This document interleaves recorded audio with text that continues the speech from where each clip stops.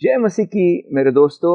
मैं फिर से एक बार डॉक्टर सुश्रुत प्रधान और कर्नल नवनीत छाबरा जी हमारे साथ हैं। हम दोनों मिलके इस कार्यक्रम में आपका स्वागत करते हैं। ये कार्यक्रम bible.is के सौजन्य से हमारे सामने लाया जा रहा है और इस कार्यक्रम में हम लूका रचित सुसमाचार में जो यीशु मसीह का जीवन हमें बताया गया है उसको वीडियो क्लिप्स के जरिए देख के हम समझने की कोशिश कर रहे हैं। और इस कार्यक्रम के बारे में आप लोगों की जो प्रतिक्रिया है वो बहुत ही अच्छी है और उससे हमें भी प्रोत्साहन मिलता है। तो आज हम यीशु मसीह का जीवन लूका रचित सुसमाचार के 8वें अध्याय में क्या लिखा है उससे हम देख के जानने की कोशिश करेंगे। तो आइए मिलके आज की वीडियो क्लिप देखें। किसी ने मसीह यीशु को सूचना दी, आपकी माता और आपके भाई बाहर खड़े हैं, वे आपसे भेंट करना चाह रहे हैं।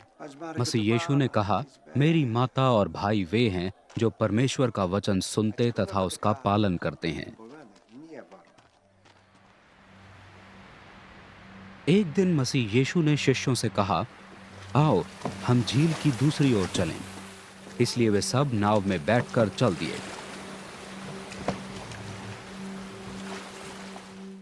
जब यीशु मसीह की जो माता और उनके जो भाई उनको मिलने आए तब यीशु मसीह की जो प्रतिक्रिया थी वो कभी कभी थोड़ी सी अलग लगती है। तो नवनीत जी, इस प्रतिक्रिया के बारे में आप क्या कह सकते हैं? पास्टर साहिबान, अगर आप इस वचन को बिल्कुल ही आउट ऑफ हम कॉन्टेक्स्ट मैंने बाइबल खोली और सीधा ये वचन पढ़ा कि प्रभु यीशु के सिबलिंग्स, उसके जो भाई हैं वो प्लस उनकी माँ आई और प्रभु यीशु बोलते हैं, कौन मेरी माँ, कौन मेरे भाई? जो प्रभु की इच्छा करता है वही मेरे माँ और भाई है। तो आप मान के चलिए कि आप पिता हैं, मैं पिता हूँ, मैं अपने बेटे से मिलने जाता हूँ और वहाँ से जवाब आता है, कौन है आप जी? तो आपको कैसा लगेगा? तो आपने बिल्कुल सही बोला, प्रतिक्रिया जो है वो एक अलग टाइप की है। बट अगर आप प्रभु यीशु के पूरे कॉन्टेक्स्ट को आप ध्यान से हर एक चीज़ को आप देखें तो प्रभु यीशु बताना चाहते हैं कि वो तो मेरे माँ है ही, वो तो मेरे भाई हैं ही, लेकिन आप सब भी मेरे भाई बन सकते हैं अगर आप मेरी इच्छा अनुसार चलें और अगर आप इस शिक्षाई को वचन के ऊपर चलें। दूसरी चीज, प्रभु यीशु ने कभी भी अपनी जिम्मेवारी को उन्होंने हटाया नहीं जी। जब वो क्रूस के ऊपर भी थे तब भी उन्होंने अपने चेले को बोला अपनी माँ का ख्याल रखने के लिए। जी। प्रभु यीशु ने हमेशा एक जो वचन है वो एक बैलेंस या संतुलन की बात करता है जी। संतुलन एक परिवार के बीच में और संतुलन जो है कार्य के बीच में, आपके व्यवसाय और परिवार के बीच में संतुलन, जिसमें जिम्मेदारियां और आपके रिलेशंस के जी। अब ये अगर आप देखें तो प्रभु यीशु बोलते हैं कि आप ये नहीं कह सकते कि आप दान जो है दान पेटी में डाल रहे हैं और आपके जो वृद्ध माँ बाप हैं उनको आप घर से निकाल रहे हैं जी। प्रभु यीशु कहते हैं ये गलत है कि आप ये कारण दें कि आपने तो सारा दान वहां दे दिया, लेकिन आप अपनी जो आपकी जिम्मेवारी है, जो आपकी रिलेशनल जिम्मेवारी है, आप उससे दूर भागें जी। और प्रभु यीशु ने ये भी अगर आप निर्गमन की पुस्तक में देखें, it says honour your mother and father ji. So what is the essence? The essence जो है वो महत्वपूर्ण चीज हमारे सीखने के लिए ये है कि हम में से हर व्यक्ति उस दौर से गुजरेगा जहां पे हमारे पे बोझ, हमारे पे जिम्मेवारी, हमारे रिश्तों की हमारे पे बोझ और हमारे पे जिम्मेवारी, हमारे व्यवसाय की दोनों हमारे ऊपर होगी। और उस समय हमें अपना संतुलन को बरकरार रखना है कि प्रभु मैं जो आपके लिए करना है वो भी करूं और जो मैंने परिवार के लिए करना है वो भी करूं। लेकिन मैं अपने आप को असंतुलित ना होने दूं, क्योंकि अगर मैं ऐसा करूंगा तो मैं भटक गया हूँ। मैं सोच रहा हूँ कि मैं कार्य कर रहा हूँ लेकिन मैं कार्य नहीं कर रहा वहां पे। तो ये चीज अगर हम पूरे कॉन्टेक्स्ट में देखें तो प्रभु यीशु ने कभी भी पक्षपात नहीं किया कि सिर्फ माँ बाप को ही देखो बाकी भूल जाओ या बाकी काम करो और माँ बाप को भूल जाओ। प्रभु यीशु ने एक संतुलन की बात जो है हमेशा की है। हम लोग पहले भी देख चुके हैं कि किस तरह से यीशु मंदिर में लोगों के साथ बात करने के लिए रुक गया था लेकिन उसके बाद हम देखते हैं वो अपने माता पिता को ओबे करते हुए आगे निकल आया। आपने जो बात अभी कही संतुलन की, वो बहुत ही महत्वपूर्ण है। यीशु मसीह ने उसके जीवन में संतुलन दिखाया है और हमें भी हमारे जीवन में संतुलित रहने की जरूरी है। यानी कि एक तरह विश्वास है, हमारा व्यवसाय है, हमारी जिम्मेदारियां है, वो हम वचन के जरिए, परमेश्वर के वचन के जरिए और उसके पवित्र आत्मा के जरिए हम एक संतुलित तरीके से निभा सकेंगे। Absolutely right. तो मेरे भाई और बहनों, ये आप भी समझ लीजिए कि संतुलन बहुत ही महत्वपूर्ण है। यीशु ने अपने जीवन में उस संतुलन को दिखाया है। तो चलिए देखते हैं आगे क्या हो रहा है हमारे यीशु मसीह के जीवन में। जब वे नाव खे रहे थे, मसीह यीशु सो गए।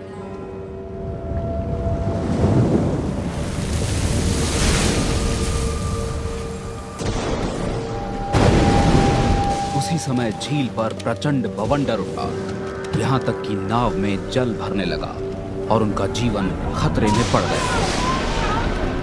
शिष्यों ने जाकर मसीह यीशु को जगाते हुए कहा, स्वामी, स्वामी, हम नाश हुए जा रहे हैं। मसीह यीशु उठे और बवंडर और तेज लहरों को डांटा।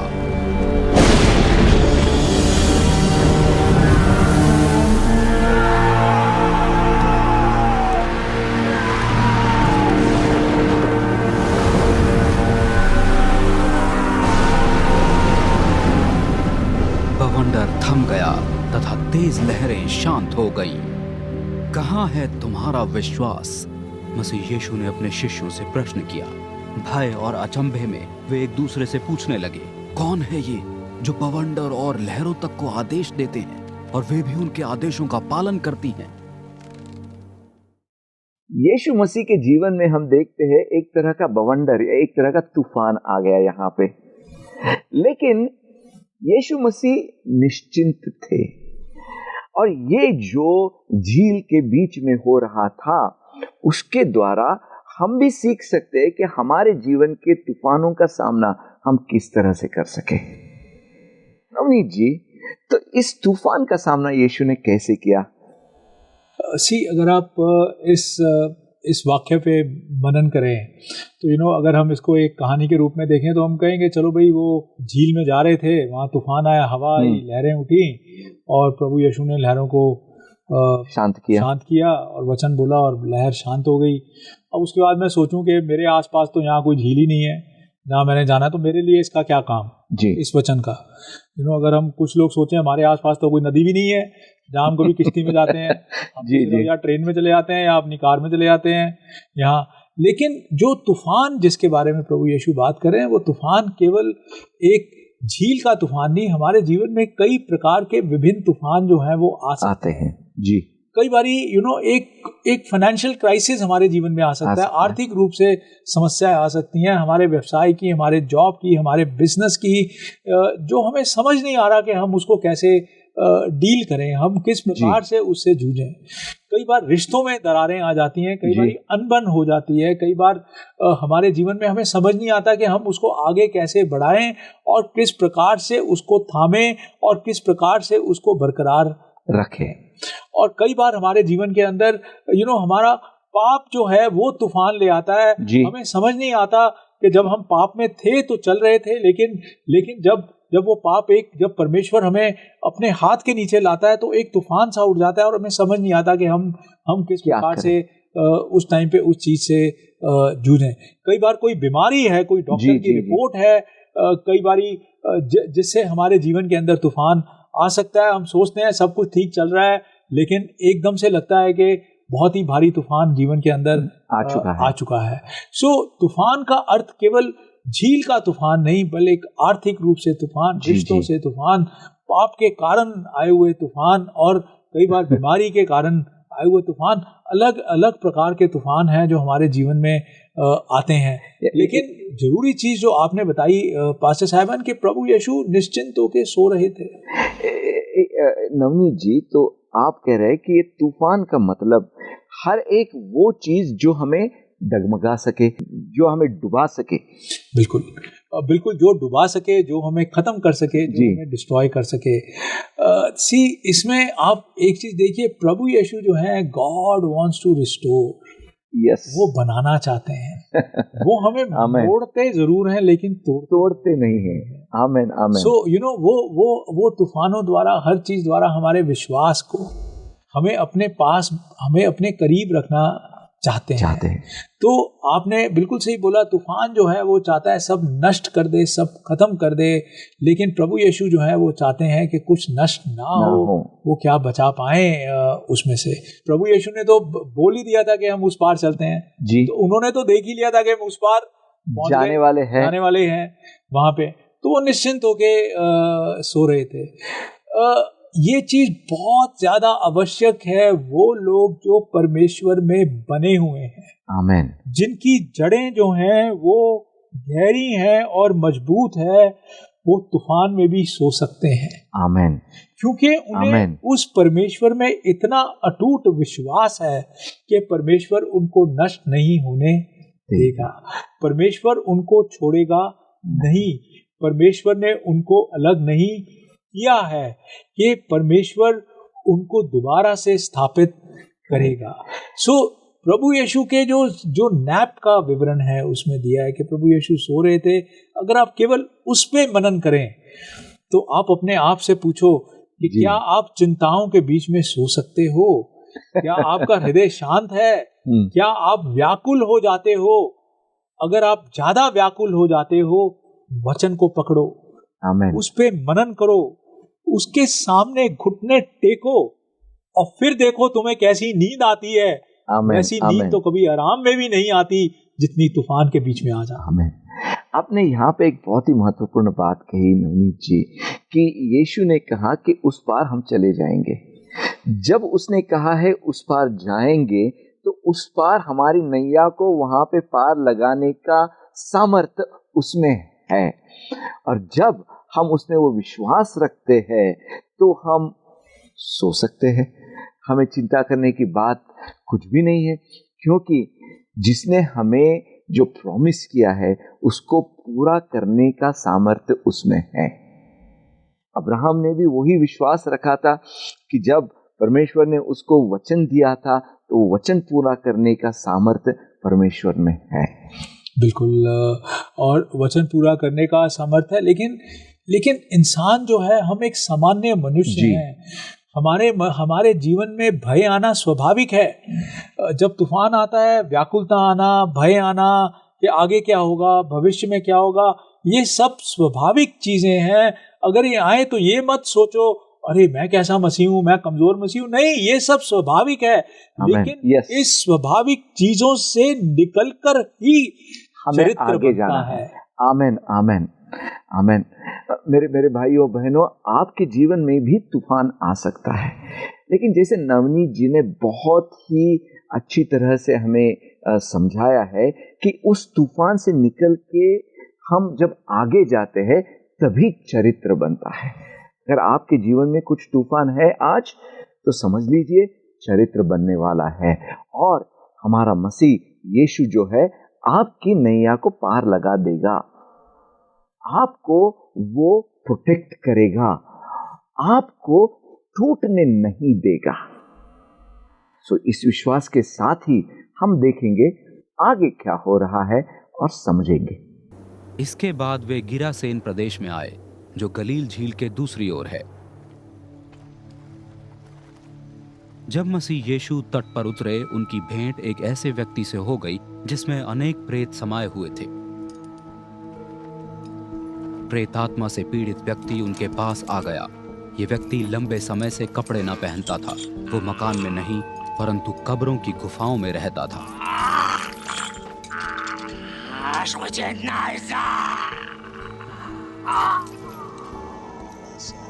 मसीह यीशु पर दृष्टि पड़ते ही वो चिल्लाता हुआ उनके चरणों में जा गिरा और अत्यंत ऊंचे शब्द में चिल्लाया, यीशु, परम प्रधान परमेश्वर के पुत्र, मेरा और आपका एक दूसरे से क्या लेना देना? आपसे मेरी विनती है कि आप मुझे कष्ट ना दें। क्योंकि मसीह यीशु दुष्ट आत्मा को उस व्यक्ति में से निकल जाने की आज्ञा दे चुके थे। समय समय पर प्रेत उस व्यक्ति पर प्रबल हो जाया करता था तथा लोग उसे सांकलों और बेड़ियों में बांधकर पहरे पे रखते थे। फिर भी वो प्रेत बेड़ियां तोड़ उसे सुनसान स्थान में ले जाता था। मसीह यीशु ने उससे प्रश्न किया, क्या नाम है तुम्हारा? विशाल सेना, उसने उत्तर दिया, क्योंकि अनेक प्रेत उसमें समाये हुए थे। प्रेतगण मसीह यीशु से निरंतर विनती कर रहे थे कि वो उन्हें अथाह गड्ढे में ना भेजे।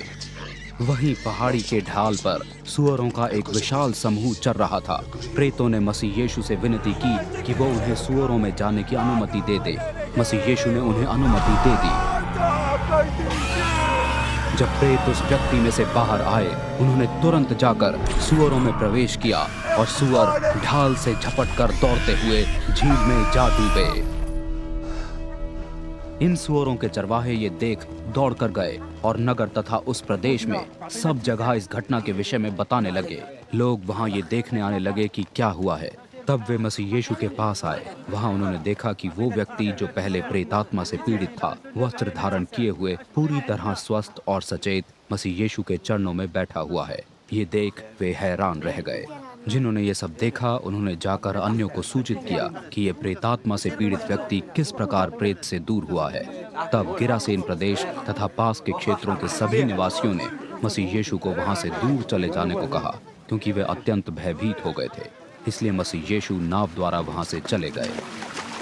वो व्यक्ति जिसमें से प्रेत निकाला गया था, उसने मसीह यीशु से विनती की कि वो उसे अपने साथ ले लें, किंतु मसीह यीशु ने उसे ये कहते हुए विदा किया, अपने परिजनों में लौट जाओ तथा इन बड़े बड़े कामों का वर्णन करो जो परमेश्वर ने तुम्हारे लिए किए हैं। इसलिए वो लौटकर सभी नगर में ये वर्णन करने लगा कि मसीह यीशु ने उसके लिए कैसे बड़े बड़े काम किए हैं।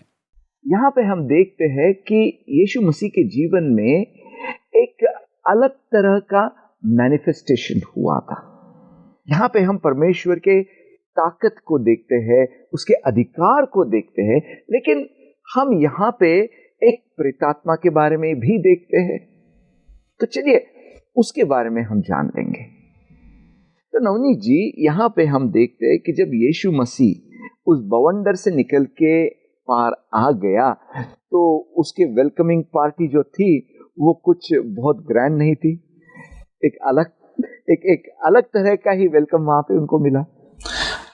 बिल्कुल, जो आपने वचन में पढ़ा, जब मैं इस वचन को पढ़ता हूँ, फिर से जब वचन पे मनन करते हैं जी, दुष्ट आत्मा से पीड़ित आदमी, अगर आप वचन में देखें तो 3 चीजें उस व्यक्ति के बारे में दी हुई। हाँ। पहली चीज होमलेस, बिना घर के, घर नहीं था जी। दूसरी चीज नेकेड, बिल्कुल नंगा जी।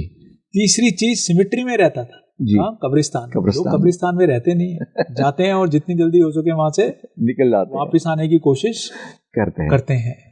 तो उस व्यक्ति जो दुष्ट आत्माओं से पीड़ित था, वो व्यक्ति के पास घर नहीं था, उसके पास कपड़े नहीं थे, उसके पास रहने का स्थान नहीं था, वो लोगों के बीच में नहीं रह पाता था। जब लोग उसको बांधते थे, दुष्ट आत्माएं के कारण वो उन चेनों को तोड़ देता था। वो एक बहुत ही पीड़ित इंसान था, लेकिन फिर भी उस व्यक्ति ने कदम आगे बढ़ाकर प्रभु यीशु तक पहुंचा। आमेन, आमेन। यू सी, वो सबसे जरूरी चीज जो मेरे को इस वाक्य में लगती है कि जहां था वहीं पड़ा रहता जी। उसको क्या फर्क था, वो तो मर ही रहा था वहां पे, लेकिन उसके अंदर फिर भी एक थोड़ी सी इच्छा थी कि मैं प्रभु यीशु से मिलूं। आज हमारे जीवन में सब कुछ चला जाए, लेकिन अगर वो थोड़ी सी उम्मीद और होप और इच्छा है कि प्रभु मैं तुझे मिलूं, क्योंकि तेरे में क्षमता है, क्योंकि तू नामुमकिन को मुमकिन कर सकता है परमेश्वर, तेरे लिए कोई भी कार्य कठिन नहीं है। और ये व्यक्ति तो किसी आशा से या किसी लालसा से नहीं आया, लेकिन ये प्रभु यीशु के पास मिलने के लिए इसने कदम बढ़ाया। यानी कि नवनीत जी, तुम्हारी पीड़ा कितनी भी बड़ी होने दो, तुम्हारे कितनी भी दुष्टात्माएं तुम्हें ऑप्रेस करने की कोशिश करने दो, अंदर कुछ तो ऐसा रहता है जिसके जरिए हम यीशु मसीह के पास जा सकते हैं। बिल्कुल। और ये निर्णय है निर्णय है, ये निर्णय है जो हर इंसान ने लेना है। आमेन। ये कोई और तुम्हारे लिए नहीं लेगा, ये निर्णय आपने मैंने खुद मेरे लिए वो निर्णय लेना है, निर्णय लेना है, और वो निर्णय लेकर आपने प्रभु यीशु के पास जाना है। ये आवाज आपके मुंह से निकलेगी जब आप उसको बुलाएंगे। आमेन। इट इज योर हार्ट, आपका हृदय जो है जो पुकारेगा यीशु, जब वो शब्द आपके जुबान पे आएंगे, इट मेक्स अ डिफरेंस। जी। इस व्यक्ति के पास कुछ नहीं था, घर नहीं, रिश्ते नहीं, नंगापन, लेकिन फिर भी ये प्रभु यीशु से मिलने के लिए गया। मेरे भाई और बहनों, आप ये याद रख लीजिए, आपके पास कुछ भी ना हो, लेकिन आपके अंदर एक छोटी सी आशा है। उस आशा के साथ अगर आप यीशु मसीह के पास जाएंगे तो जरूर कुछ तो अच्छा होगा। तो नवनीत जी, ये आदमी यीशु मसीह के पास आया, उसके बाद जो एक कॉन्वर्सेशन हुआ, जो एक संवाद हुआ, उसके बारे में आप क्या कह सकेंगे? जब ये व्यक्ति प्रभु यीशु से मिला तो जो दुष्ट आत्माएं थी उन्होंने प्रभु यीशु को पहचाना जी, और बोला सन ऑफ मोस्ट हाई। अब यहाँ देखिए, इंसान तो प्रभु को पहचान नहीं पाता, फरीसी लोग प्रभु को पहचान नहीं पाए, वो किताबें ही पढ़ते रह गए पुराने नियम की व्यवस्था की, लेकिन जब मसीह सही रूप में सामने आया तो उसको पहचान नहीं पाए। लेकिन दुष्ट आत्माओं ने प्रभु यीशु को पहचाना, और प्रभु यीशु को पहचानने के बाद बोला कि हमें क्यों सताने आए हो। प्रभु यीशु ने इस व्यक्ति को छुटकारा दिया। आमीन। और अगर आप आगे पढ़े, जब लोग आए वहां पे तो यही वचन में लिखा है, कपड़े पहनकर ये व्यक्ति सैनिटी में, मतलब पागलपन में नहीं, सैनिटी में बैठा था। तो अब मैं जब इस पूरे वाकया को देखता हूँ, एक व्यक्ति जो नंगा था, बिना घर के था, कब्रिस्तान में रहता था, कपड़े पहनकर समझदारी के अंदर प्रभु यीशु के चरणों में बैठा था। आमेन। This is called the miracle of life. कुछ नहीं, लेकिन प्रभु ने उसको जीवन दिया, प्रभु ने उसको आजादी दी, प्रभु ने उसको जीने का लक्ष्य दिया। आमेन। खत्म नहीं किया, उसको बोला जा और जाके मेरे बारे में लोगों को बता। So everything God gave him, not just life, but gave him a purpose to go and do something for him. Amen, amen. ये तो बहुत ही awesome ये जो कहानी है, जो हम यहाँ पे देख रहे हैं कि किस तरह से ये आदमी जो पूरी तरह से पीड़ित था, जिसके पास कुछ भी नहीं था, लेकिन जब वो यीशु मसीह के पास गया तो जैसा कि सब कुछ रिस्टोर हो गया। Amen. तो हमारे जीवन में भी जैसे हम यीशु मसीह के पास जाते हैं तो हमारे जीवन में भी जो भी खोया है वो हमें वापस मिल जाएगा। Amen. मेरे भाई और बहनों, यीशु मसीह के पास जाने के लिए हमें झिझकना नहीं चाहिए।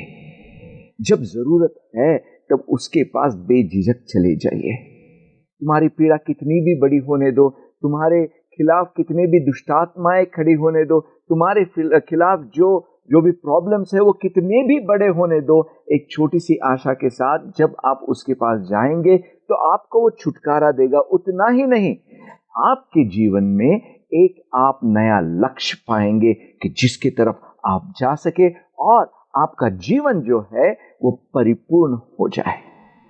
तो यही सीख है आज के वीडियो के द्वारा। चलिए मिलकर प्रार्थना करेंगे। नवनीत जी, आइए प्रार्थना करें। प्रभु, हम धन्यवाद देते हैं परमेश्वर आपके वचन के लिए, और आप हमें सीखने का मौका देते हैं। प्रभु जीवन में तूफान तो आएंगे ही परमेश्वर। प्रभु शायद व्याकुलता भी आए, शायद भय भी आए प्रभु, और भय हमेशा रहेगा प्रभु, लेकिन आपका वचन कहता है भय मत कर क्योंकि मैं तेरे साथ हूँ। आपका वचन जो है हमें संभालता है प्रभु, और हम धन्यवाद देते हैं प्रभु। आपने उस तूफान को थामा, आपने इस व्यक्ति जो पीड़ा में था प्रभु उसको पूर्ण रूप से प्रभु आज़ाद किया और उसको जीने का उद्देश्य दिया। प्रभु हम दुआ करते हैं हमसे बातचीत करें प्रभु, और प्रभु आपका वचन निरंतर हमसे बातचीत करता रहे। हम चाहते हैं कि आप जो लोग सुन रहे हैं प्रभु उनको आशीषित करें प्रभु, और उनको प्रभु सिखलाई दें, वचन के गहराई तक उनके हृदय में पहुंच पाए। सुरक्षित रखिए उनको प्रभु, यीशु के नाम में मांगते हैं, आमीन। आमीन, आमीन। धन्यवाद नवनीत जी, और धन्यवाद मेरे भाई और बहनों, आप हमारे साथ इस कार्यक्रम में जुड़े। याद रखिए, आप bible.is ऐप को डाउनलोड करना मत भूलिए और उसके जरिए आप आपकी भाषा में परमेश्वर का वचन पढ़िए, सुनिए और देखिए भी। मैं फिर से आशा करता हूं कि आप इस कार्यक्रम के द्वारा आशीष पा रहे हैं।